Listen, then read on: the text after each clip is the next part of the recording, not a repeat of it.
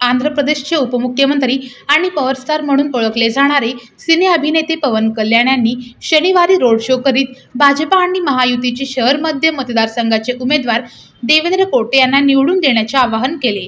सुमारे 5 किलोमीटर अंतरावर रस्त्याच्या दुतर्फा जमलेल्या सोलापूरकरांची मने पवन कल्याण यांनी जिंकली। अक्कलकोट रोड येथील पाणी टाकीजवळ सिने अभिनेते पवन कल्याण यांचे आगमन होताच उघड्या जीपमध्ये उभे राहिलेल्या अभिनेते पवन कल्याण आणि भाजपा महायुतीचे उमेदवार देवेंद्र कोटे यांचे नागरिकांनी फटाक्यांची आतिषबाजी करत जेसीबीने फुले उधळून त्यांचे भव्य स्वागत केले। जीपमध्ये उभे राहून त्यांनी नागरिकांना देवेंद्र कोटे यांना मतदान करण्याचे आवाहन केले। नागरिकांनीही त्यांच्या आवाहनाला जोरदार प्रतिसाद देत भाजपा आणि महायुतीचे उमेदवार देवेंद्र कोटे यांच्याच पाठीशी खंबीरपणे उभे राहण्याचा निर्धार व्यक्त केला।